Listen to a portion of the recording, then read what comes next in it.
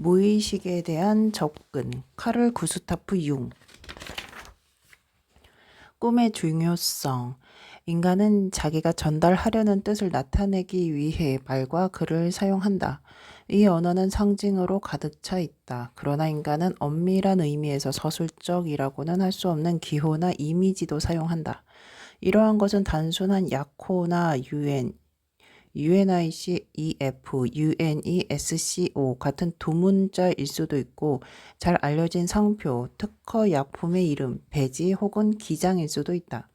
이것들은 그 자체로는 아무 의미도 갖지 않으면서 일반적으로 사용되고 고안된 의도에 따라 의미를 지닌다. 그러나 이것들은 상징이 아니라 지칭된 사물을 가리키는 기호에 불과할 뿐이다. 일상생활에서 종종 마주치는 용어나 이름이나 한 장의 그림 따위가 통상적으로 받아들여지는 명백한 의미 외에도 특정한 함의를 지니고 있는 경우 우리는 그것을 상징이라고 부른다. 상징은 모호하고 우리가 알지 못하는 것, 우리에게는 감추어진 무언가를 내포하고 있다. 가령 크레타의 기념비에는 양날 깎귀의 모양이 새겨진 경우가 있다. 우리는 깎기라는 물건을 잘 알고 있다. 그러나 그 상징적 의미는 알지 못한다. 또 한 가지 예를 들어보자. 어느 인도인이 영국을 여행하고 돌아와 자기 친구에게 영국인들은 동물을 숭배하더라고 했을 경우를 보자. 이 인도인은 영국의 교회에 장식되어 있는 독수리, 사자, 황소의 조각을 보았던 것이다. 그러니까 이 인도인은 기독교인 중에서도 그런 사람이 많지만 이 동물들이 LJ L의 환상에서 유래한 네 사도의 상징인 동시에 이집트의 태양신 호루스 및 그의 네 아들과 대응한다는 사실을 모르고 있었던 것이다. 한편 수레바퀴나 십자가처럼 세계적으로 널리 알려져 있으면서도 경우에 따라서는 일반이 생각하는 것과는 전혀 다른 상징적 의미를 갖는 사물도 있다. 이들이 정확하게 무엇을 상징하는가에 대해서는 아직도 논란의 여지가 많다.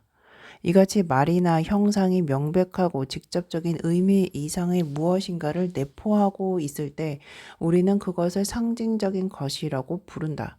이러한 상징성은 정확하게 정의되거나 완전하게 설명할 수 없는 무의식적 측면을 지닌다. 그러나 우리는 이러한 측면이 완전히 설명되고 정의되기를 바랄 수는 없다.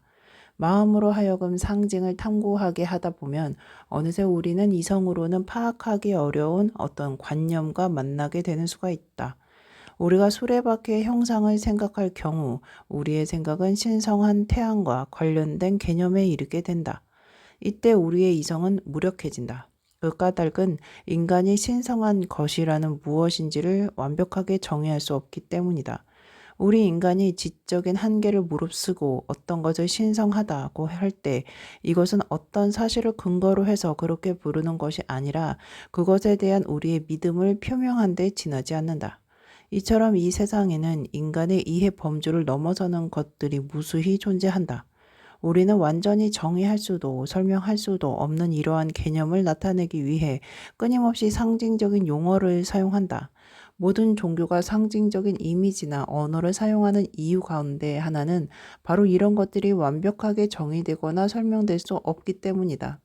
그러나 우리가 이렇게 의식적으로 상징을 사용하는 것은 인간 심리의 진상, 즉 우리가 꿈의 형태를 빌려 무의식적으로 그리고 자연 발생적으로 상징을 만들어낸다는 사실의 한 측면에 지나지 않는다.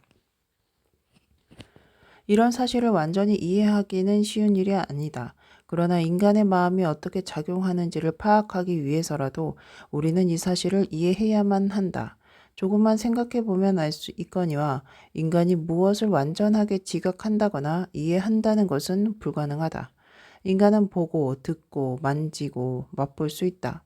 그러나 그 행동의 주체가 얼마나 멀리까지 볼 수 있는지, 얼마나 정확하게 들을 수 있는지, 촉감으로 무엇을 알게 되는지, 무엇을 어떻게 맛보는지는 그가 지닌 감각의 양과 질에 따라 달라진다. 그러기에 감각은 주변 세계에 대한 인간의 지각을 제약한다.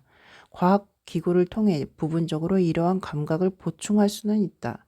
가령 쌍안경을 통해 보이는 범위를 넓힐 수도 있고 전기 증폭기를 사용하여 듣는 범위를 넓힐 수도 있다.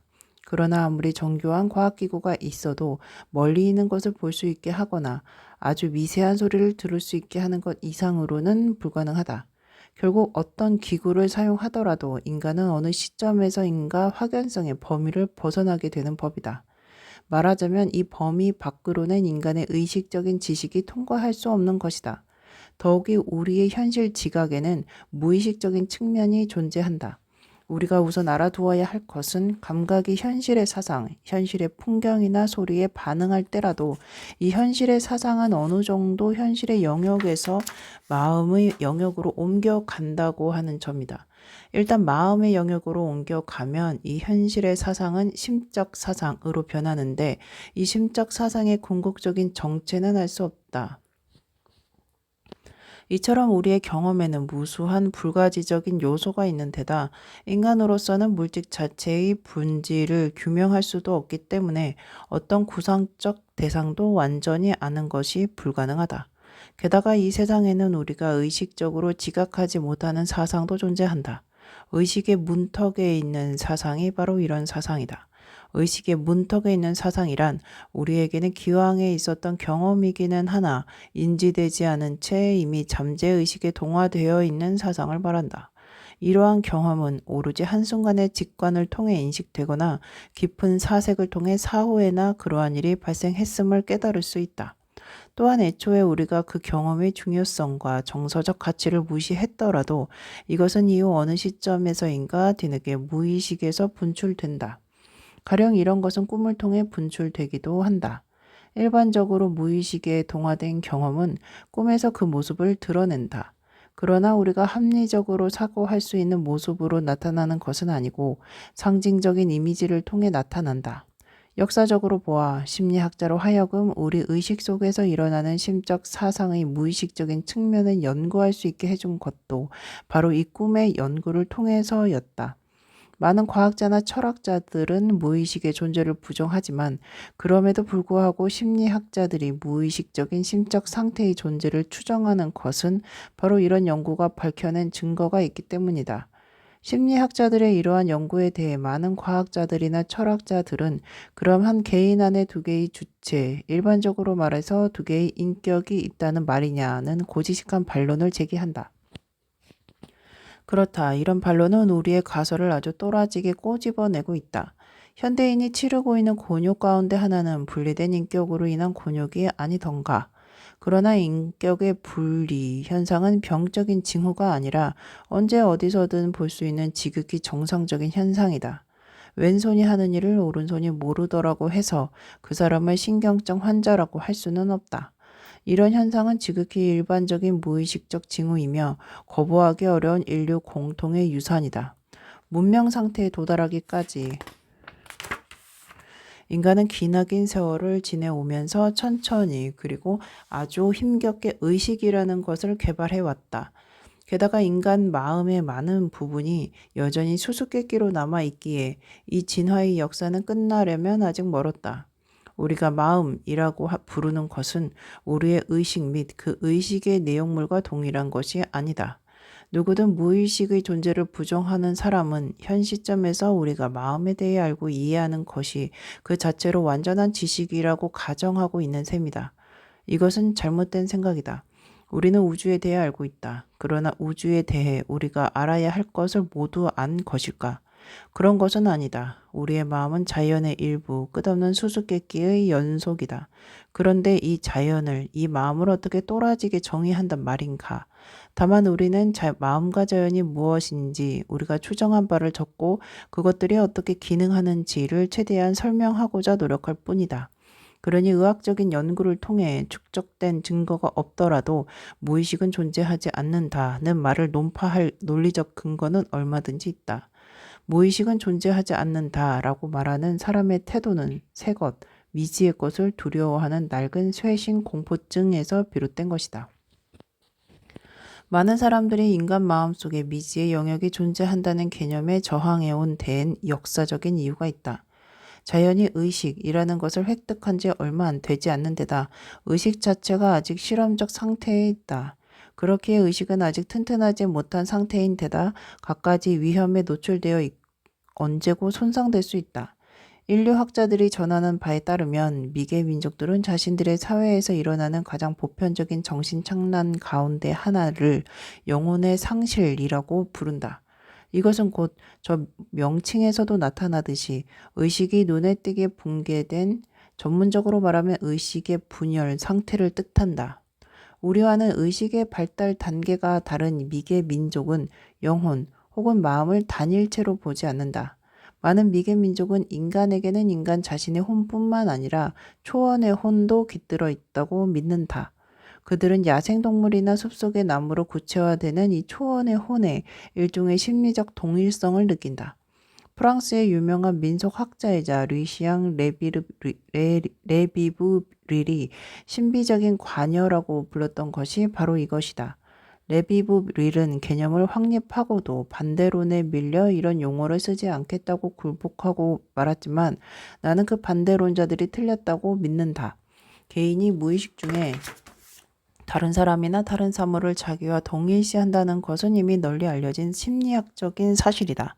미개 민족들 사이에서 이러한 동일시는 다양한 양상을 띠고 나타난다. 가령 한 사람이 지닌 초원의 혼이 동물의 형태를 띠고 있을 경우 미개인 사회에서는 그 동물이 그 사람과 형제지간인 것처럼 여긴다. 이렇게 해서 악어와 형제관계에 있는 사람은 가령 악어가 오글거리는 강으로 헤엄쳐 들어가도 안전할 것이라고 믿는다.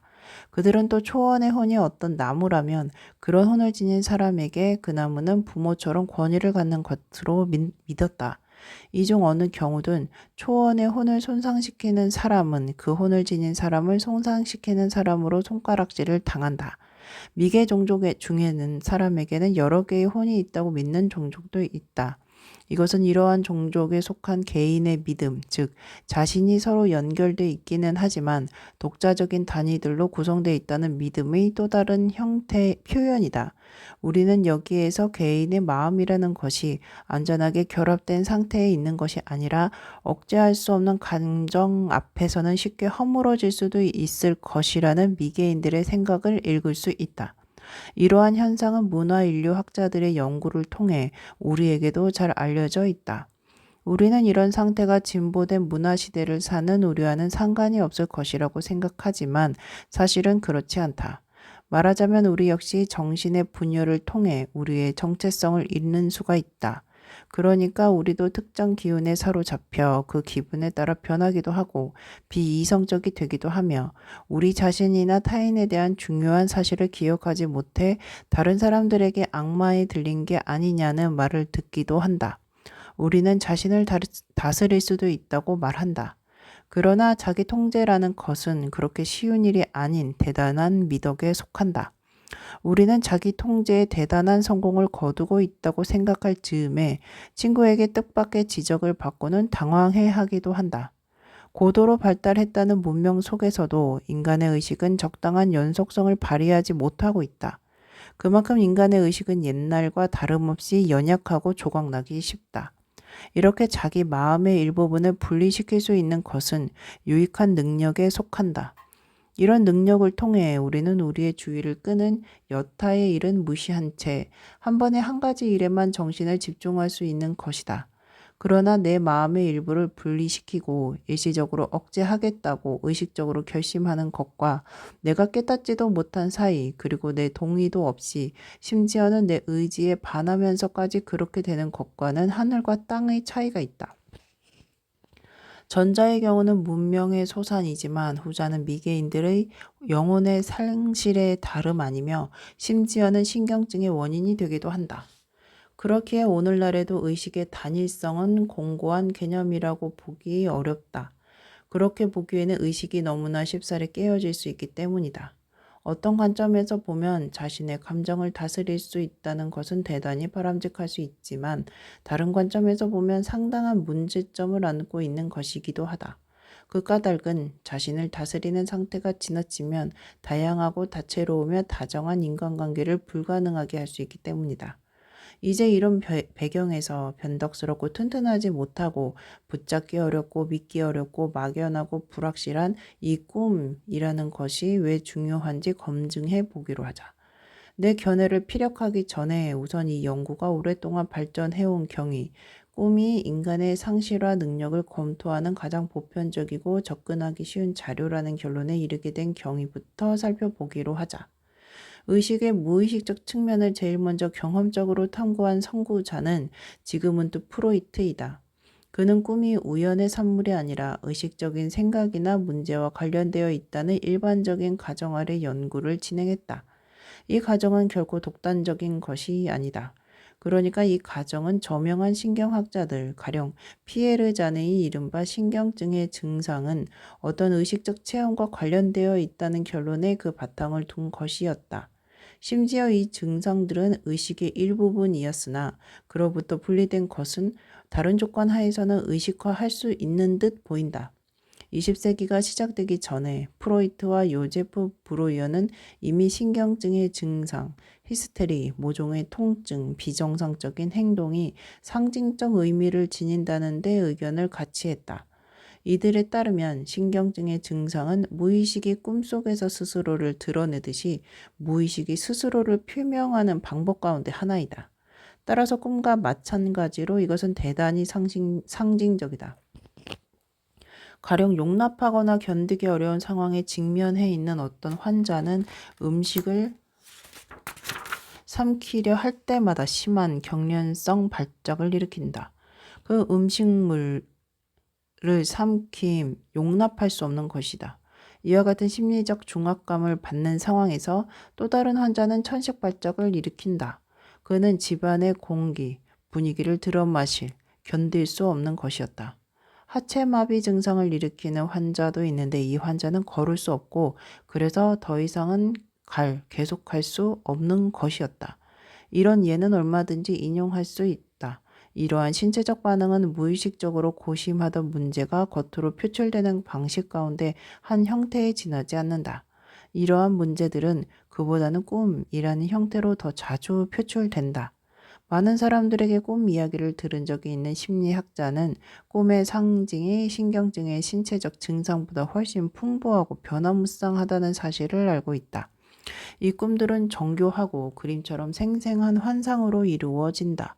그러나 꿈이라는 분석 재료를 대하는 분석가가 프로이트가 창안한 자유연상법을 이용하면 꿈은 몇 가지 기본 양상으로 요약된다. 이 기법은 정신분석학 발전에 중요한 역할을 맡아왔다. 프로이트가 환자의 무의식적인 문제를 탐구하는 출발점으로 꿈을 이용할 수 있었던 것도 이 기법이 있었기 때문에 가능하다. 프로이트는 다음과 같은 단순하면서도 예리한 관찰을 해왔다. 즉, 꿈을 꾼 사람에게 그 꿈의 이미지나 그 이미지가 마음에 환기시키는 생각들에 대해 계속해서 이야기하게 하면 환자가 말한 것이나 의도적으로 말하지 않은 것을 통해 그 병의 무의식적 배경을 밝혀낼 수 있다는 것이다. 이 경우 환자의 생각이 비합리적으로 관역에서 벗어나는 것처럼 보일 수도 있다. 그러나 잠시 후면 환자가 무엇을 피하려 하는지, 어떤 생각이나 감정을 억누르려고 하는지를 비교적 쉽게 간파할 수 있다. 환자가 숨기고 감추려 할수록 도리어 그가 하는 모든 말이 그 자신이 처한 공경의 핵심을 가리키기 마련이다. 의사는 삶의 불쾌한 이면을 심심치 않게 맞닥뜨리기 마련이라. 환자가 이야기를 하면서 흘려보낸 많은 암시를 불편한 심기 혹은 의식의 징표로 해석한 경우에도 의사의 그런 해석은 진실에 상당히 근접해 있기 마련이다.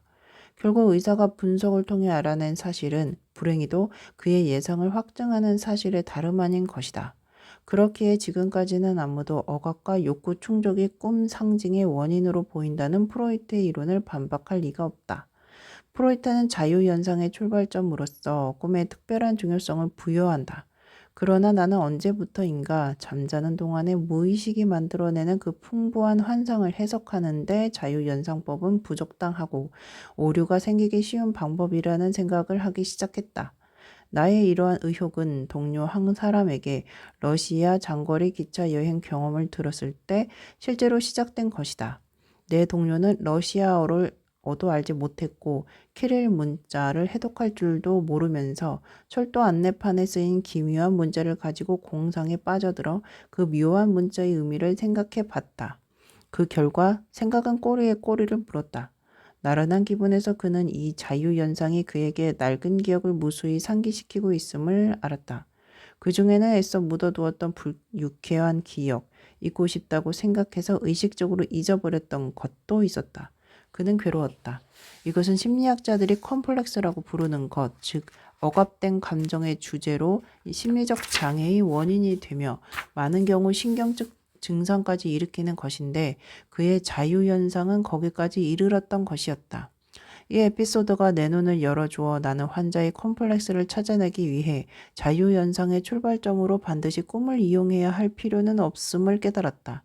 이것은 나에게 컴퍼스만 이용하면 원둘레의 어느 지점에서든 바로 중심에 이를 수 있다는 사실을 상기시켜 주었다.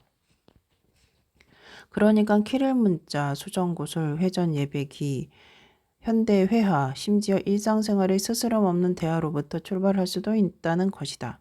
이 점에서 본다면 꿈은 다른 출발점에 견주어 나올 리도 없고 못할 리도 없는 하나의 수단에 지나지 않는다. 그러나 그럼에도 불구하고 꿈이 특별한 의미를 지닌다는 것은 사실이다.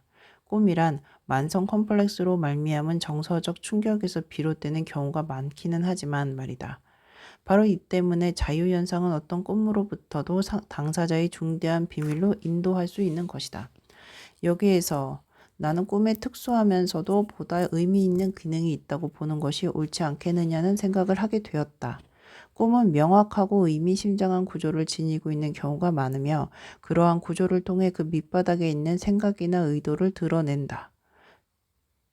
이 때문에 나는 다른 방법을 통해서도 쉽사리 찾아낼 수 있는 컴플렉스에 도달하기 위해 자유로운 연상에 의해 연쇄적으로 떠오르는 일련의 생각을 이리저리 쫓는 대신 꿈의 형태와 내용에 주의를 더 기울여 보면 어떨까 이런 생각을 하기 시작했다. 이 새로운 생각이 내 심리학 발전의 전환점이 되었다. 말하자면 나는 꿈의 실체에서 자꾸만 멀어지게끔 만드는 사고의 연상작용은 더 이상 쫓지 않게 된 것이다. 대신 나는 꿈 자체에서 연상되는 생각과 이미지들에 집중하기 시작했다.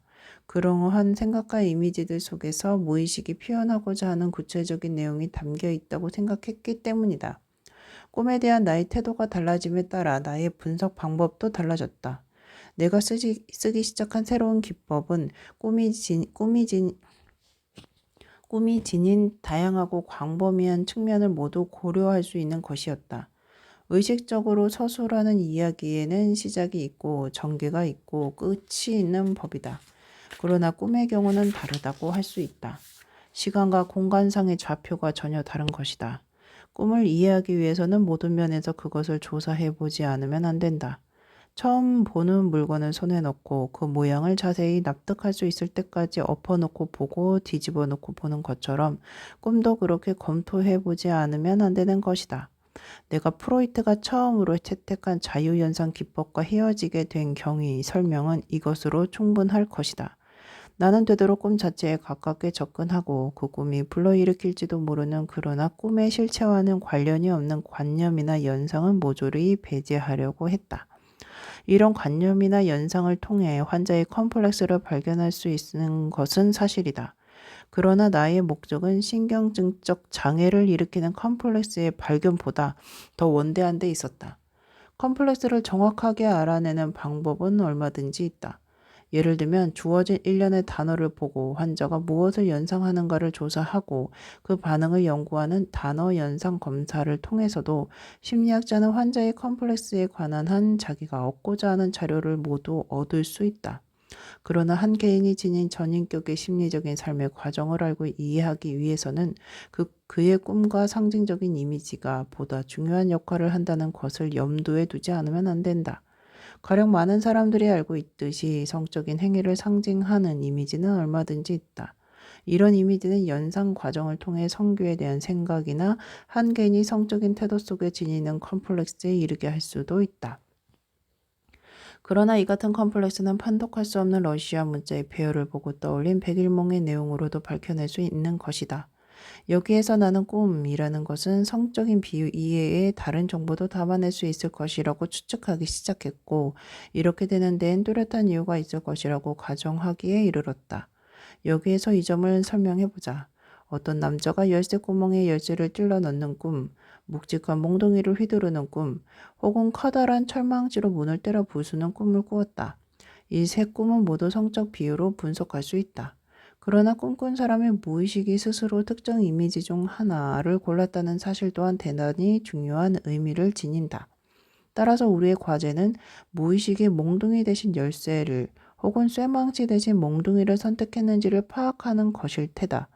그리고 이 파악하는 과정에서 우리는 때때로 꿈이 표현하고 있는 바가 성행위가 아닌 전혀 다른 심리적인 문제임을 깨달을 수도 있을 터이다. 이러한 추론에 근거하여 나는 해석에는 꿈에 명백하게 나타난 소재만을 사용해야 한다는 결론에 이르렀다.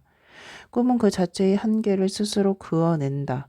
그래서 꿈의 특수한 형태는 우리에게 그 꿈 속에 속한 것은 어떤 것이고 그 꿈과 거리가 먼 것은 어떤 것인가를 일러준다. 자유현상 방법은 꿈을 꾼 사람을 꿈의 내용물로부터 갈짓자로 유리시켜 버리고 말지만 내가 고안한 방법은 오히려 중심에 꿈의 이미지를 두고 그 주위를 빙빙 도는 것 같은 방법이다. 나는 꿈의 이미지를 중앙에 두고 그 이미지를 사방에서 파악하면서 꿈꾼 사람이 거기에서 벗어나려고 부리는 수작은 전적으로 무시한다. 그래서 나는 꿈의 분석을 시도할 때마다 자, 꿈으로 돌아가 봅시다. 꿈은 무엇을 말하려 하고 있지요? 이런 말을 되풀이하는 것이다. 예를 들어 내 환자 가운데 꿈속에서 술에 취해 머리카락을 풀어헤친 여자를 본 사람이 있었다. 꿈속에서는 이 여자가 그의 부인으로 나타났는데 실제 그의 부인과는 전혀 다르다고 했다. 그러므로 표면적으로 보면 이 꿈은 충격적인 일이 많지 진실과 거리가 멀었고 그래서 환자는 개꿈이거니 여기고 그 꿈의 이미지를 받아들이기를 거부했다. 의사인 내가 연상기법을 통해 그 이미지를 상기시키려고 한다면 그는 틀림없이 그 이미지에서 멀리 떨어지려고 했을 것이다. 그럴 경우 우리의 분석은 그의 컴플렉스 중 하나에 도달하는 것으로 끝나고 말았을 것이고 우리는 그 꿈이 지닌 특정한 의미에 대해 아무것도 알아내지 못했을 것이다. 그렇다면 그의 무의식은 명백하게 사실과 다른 이 이미지로 무엇을 드러내려고 했던 것일까? 이것은 꿈을 꾸는 사람과 밀접한 관계가 있는 타락한 여자와 관계가 있는 관념을 나타내는 것임에 분명하다. 그러나 정숙한 부인에게 이런 이미지가 투영되는 것은 부당할 뿐더러 사실도 아니었으므로 결국 나는 이 같은 불쾌한 이미지를 동반한 꿈이 실제로 전하려고 하는 메시지가 무엇인가를 알기 위해서는 다른 조사부터 하지 않으면 안 되었다.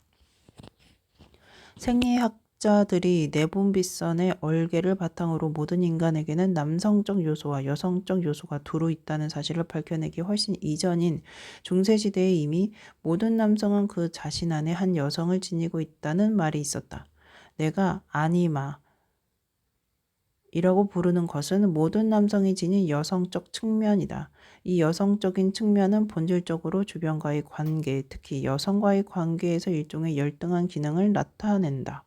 그래서 이 여성적 측면은 자기 자신에 대해서는 물론이고 타인에 대해서도 주의 깊게 은폐되어 있는 것이 보통이다.